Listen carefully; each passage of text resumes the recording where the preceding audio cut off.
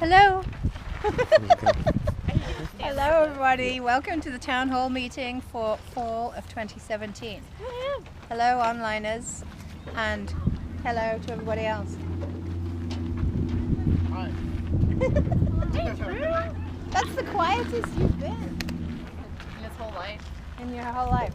Okay, so we want a quick run through of people's names because we have some people who are asking. So why don't we take the camera over and just quickly go through everybody's names? Scott. Jack. Drew Diefenbach. Sharon. Amanda. Lizzie. Shane. Victoria.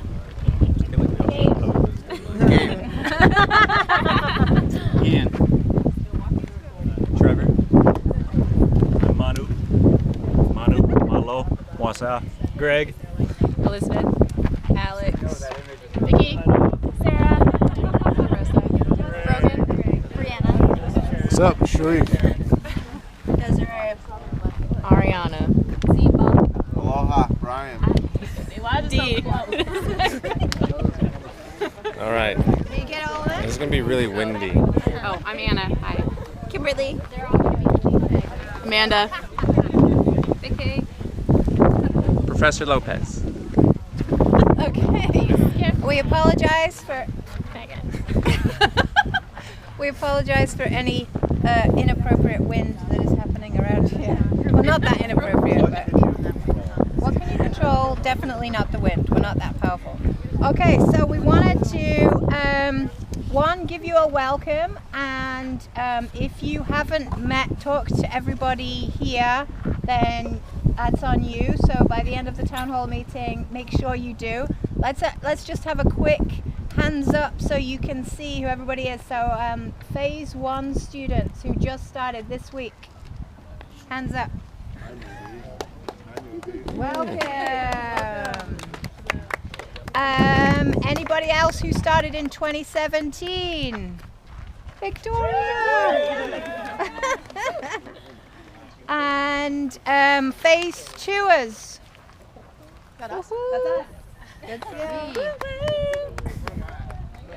And can we have a show of who is a dual degree with the PsyD? Who's a linker? There you go. So that's all you. The 2 plussers. Oh, and the 2 pluses. 2.0s. Oh, and the MBA dual degree. And who's in the MA, MBA dual degree? One. Welcome. Okay, so a few updates from us, and we are all the core faculty are going to give you updates, and we've also got the students talking, and we've got our social media guru talking as well. So new administrative assistant, we are close to closing the deal with a new person. So the new, can we say J-Lo because he's not here? So No, we can't. Jonathan is Loper. Jonathan couldn't be here today. He's not very well, so we wish him well. And we're close to getting a new admin assistant, and we will let you know as soon as that is, as soon as we can announce that. Update on fall numbers. We're trying to just, by the end of the week or early next week, we should know exactly what our numbers are, but we think we've got around 45 new people starting this week. So online and on-site, it's another big year. So welcome everybody who is joining us online and on-site. So welcome again.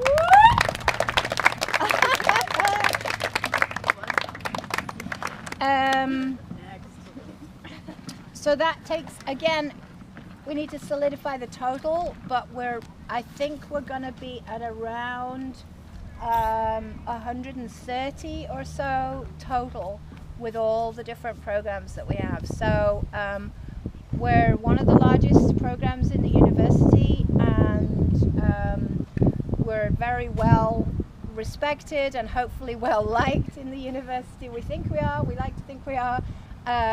So, you know, anytime that you're at the university and you say you're a sports psych student, everyone will go, yay, thank you sports psych for being here. One thing that you may have noticed when you went to the campus, and for those who are online, we can let you know that there's new signage around. So today there was a big launch of a new, I don't want to say collaboration, but it's kind of a collaborative endeavor. So National University have some programs officially on our campus now.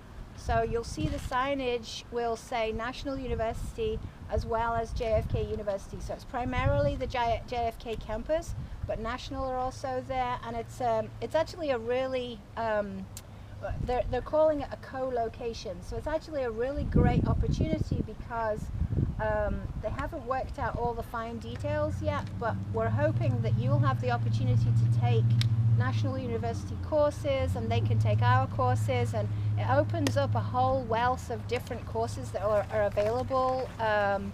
It doesn't replace any of your core classes, but it can give you more opportunities for electives. You know, some quarters, some of you are close to needing 1 or 2 more elective units, so I think it'll be a great opportunity. So don't worry when you see the signage. Your university is still JFK, your degree is still JFK, but it's great to have our sister university officially on campus as of today. So there'll be some movement, there'll be a lot of office moving. I think as far as we know, the College of Psychology and Sports Psychology department is just staying exactly where we are, but the law school's moving down to the 1st floor, so there might be a little bit of disruption on the campus. So that's the reason that there's either 2 or 3, anybody know 2 or 3 new NU programs? I think 2. 2. So that's the reason why that's there, and that, so there was a big cutting of a ribbon today with the presidents of the university and the chancellor.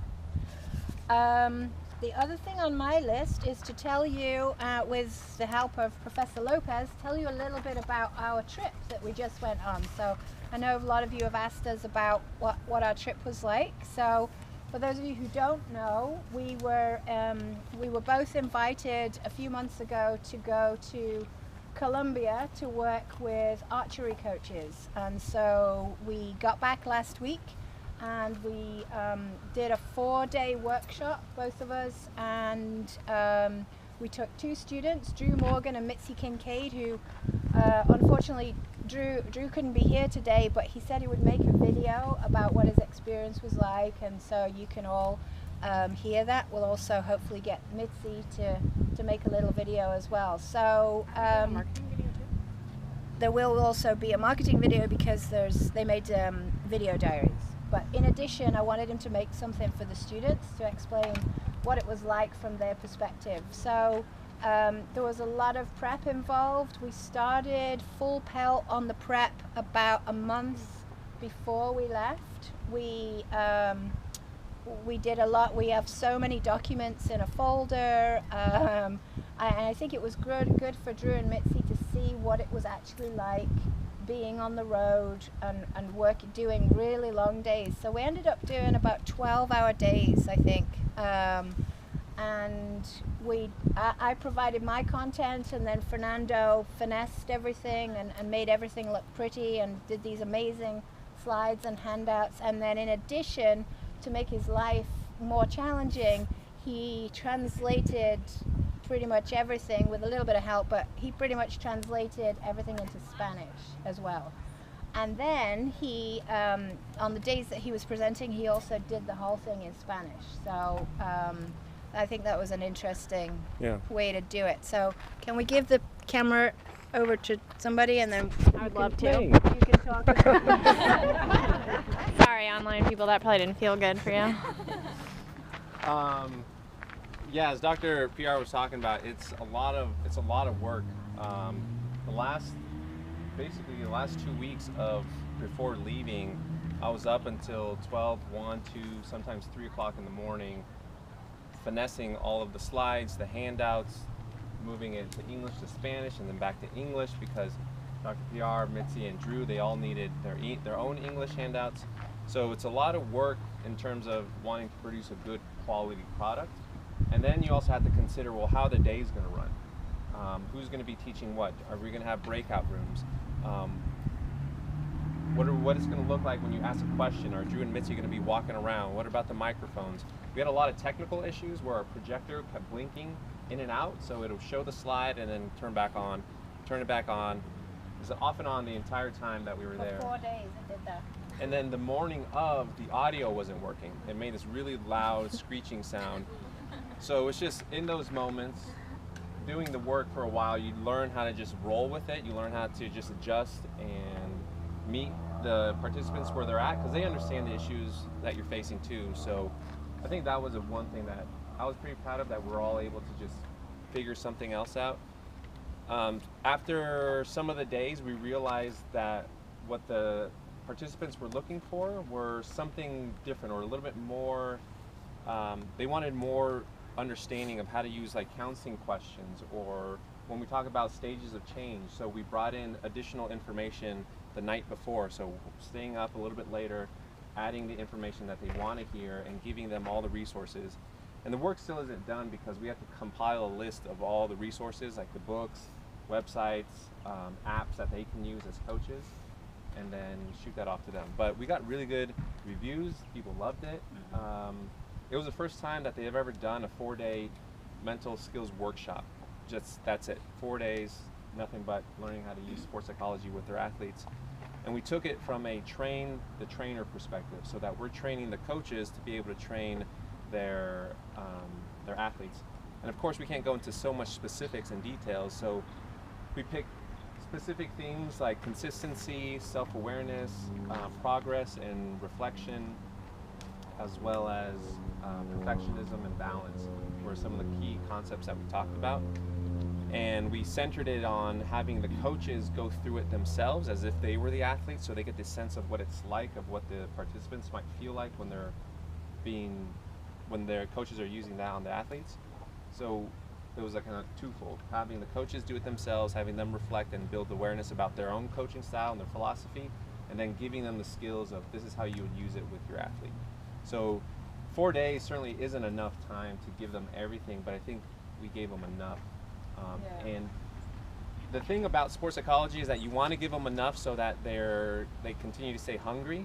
So you give them enough to satisfy their thirst or whatever it is in that moment, but they understand that this isn't the end. So we possibly set ourselves up nicely to do more seminars, or even something through Blackboard, where they can log on and there's like a recording of just something that we're going over, like a summary. So that's all things to consider when you're doing the work. Is you don't have to give everything to them, but give them what they need in that moment, and then find ways to continue to supplement it. Yeah, and they were very hungry for information, so it would take a long time. Like, they would ask lots of questions, and they were very engaged the whole time.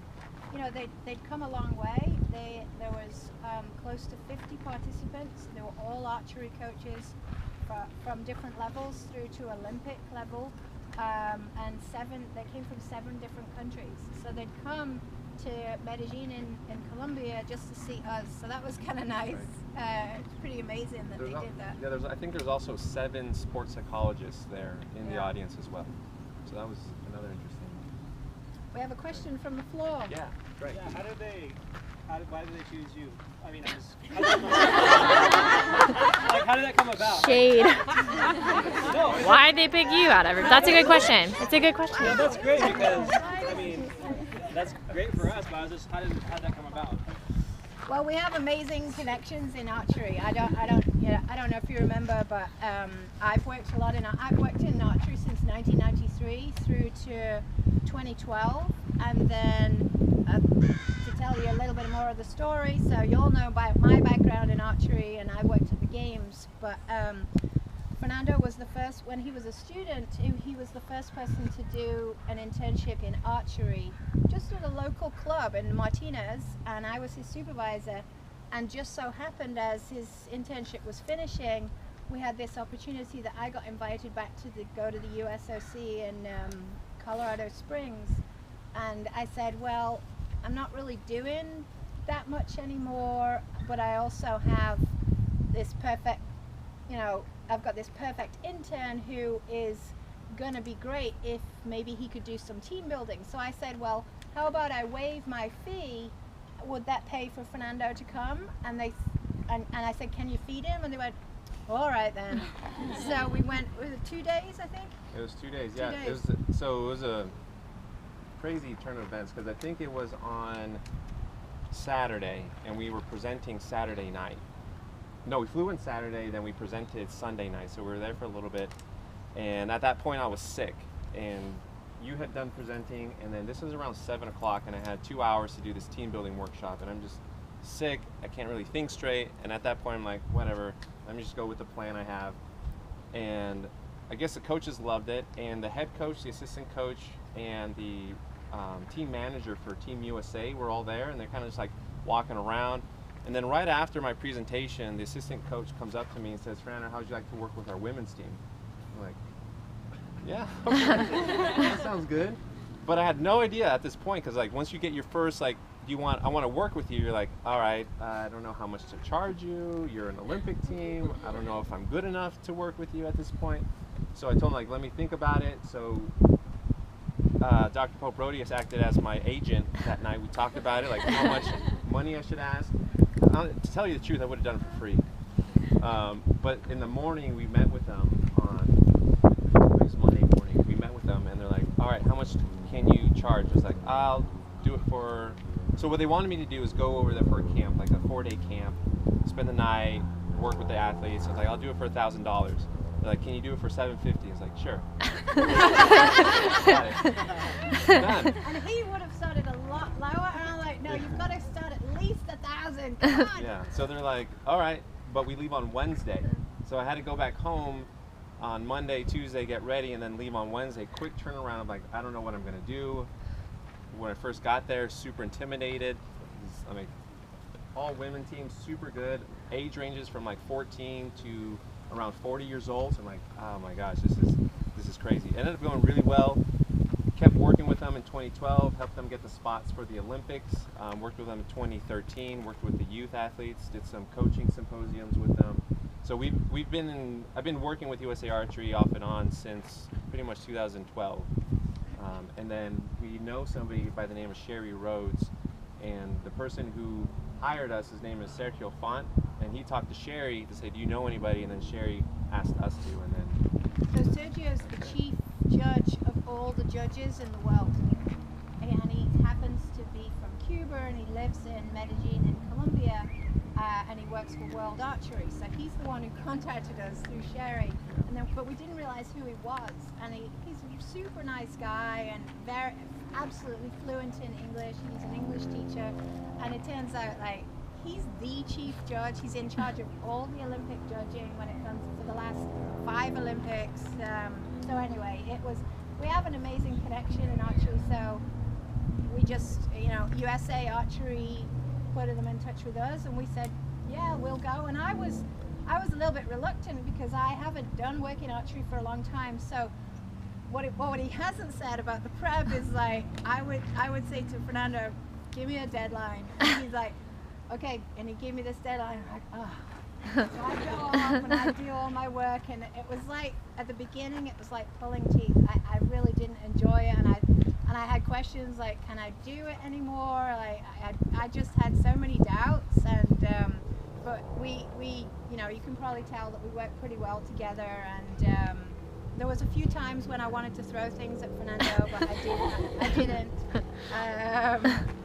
But I think what I learned is, it doesn't just go away. It's like riding a bike. You can do this stuff again. Yeah. And I think what we learned in Colombia is that they're so hungry and there's so much work to do out there. And what I really liked is what a great team we were together with the students that we took. So we paid it forward. We got to be able to take the students with us. So if we have more opportunities and they're open to taking students, we're going to throw it out again. You're going to need to apply. We'll try and take 1 or 2 students each time we go if we're going to be doing it again. There might be other opportunities possibly in other sports as well. So stay tuned. For those of you who are interested in the city, knowing more about that, I won't spend a lot of detail, but it used to be one of the world's most violent places to be. Medellin in Colombia, it's where Escobar did all his antics. You know, if you've seen Narcos, it's based there. But it's incredibly beautiful. It's complete. It's in this huge bowl, and it's surrounded by mountains.